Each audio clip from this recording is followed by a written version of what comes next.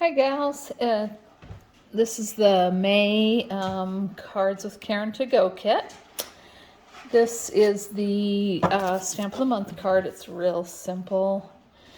I like to make at least one pretty flat card every month for mailing. This is the May Stamp of the Month if you don't already have it yet. It's really pretty. This circle fits really perfectly in the circle set that comes with the shaker cards.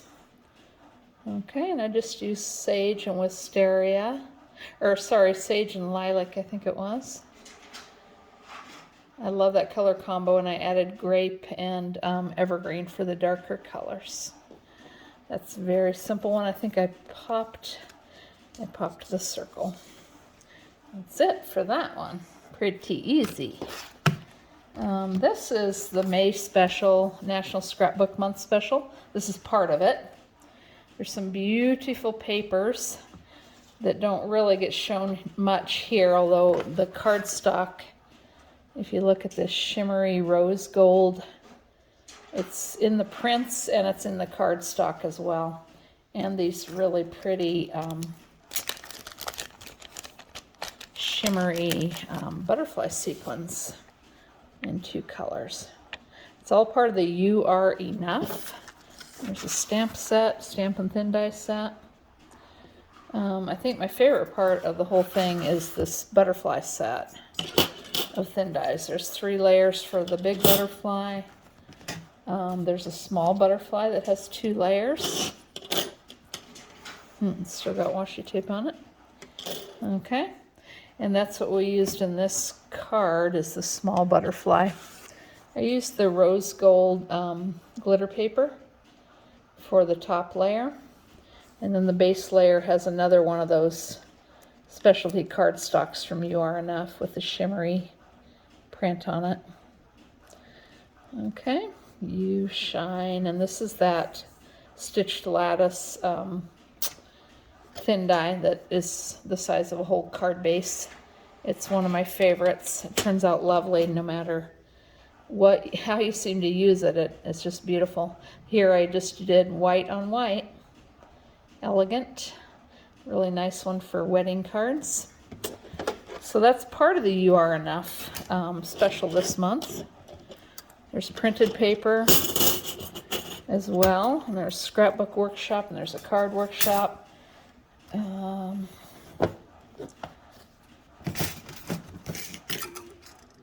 The printed paper is just gorgeous. I don't have it over here to show you, but trust me, it's fabulous.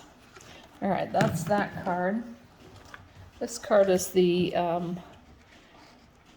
drawing a blank on the paper name.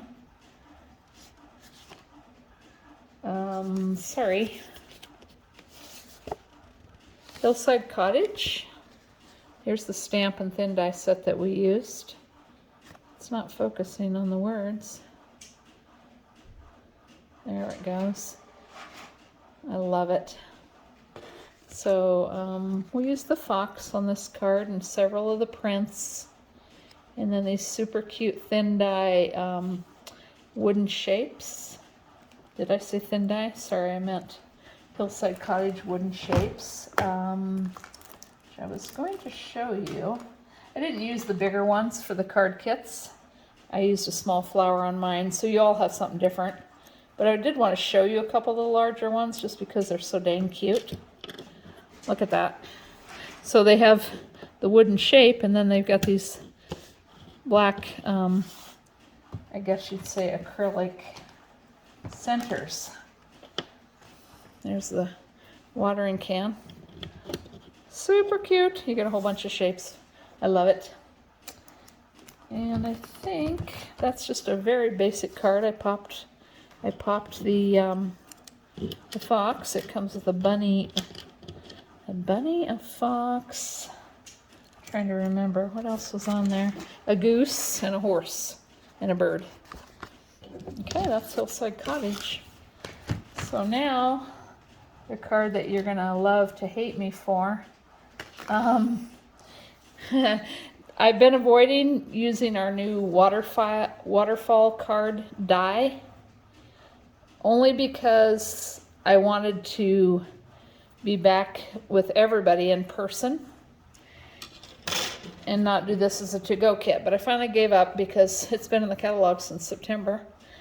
So here it is. It's just going to be a little bit tricky for you guys to do not in person with me helping you.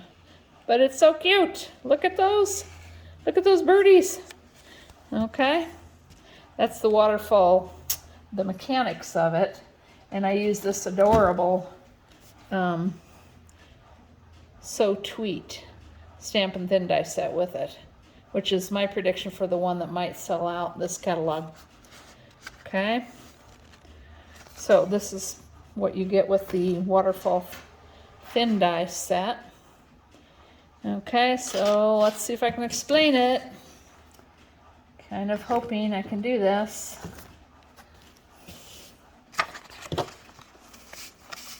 You Salem ladies, you could always bring this card to card class. We get to have one in person in June, and I'll help you with it there. Okay, if you can't figure it out. So you're getting this. Okay, you're gonna score it. Well, it's already scored, excuse me. You're gonna fold it on the score lines. Okay. The first thing you're gonna do is put adhesive here between those score lines and then fold it up. And it'll be glued shut there. These guys go to the back, these flaps. So I'm going to turn it over, tuck them to the back, and only hook them together in the overlap. Don't glue them to this. Okay, it needs to be loose. So just hook them together where it overlaps. And you'll want to use either a liquid adhesive or that score tape or red tape. All right, then you're going to start hooking those squares on. You're getting 2 of these, and that's because if you happen to use markers, it'll bleed through.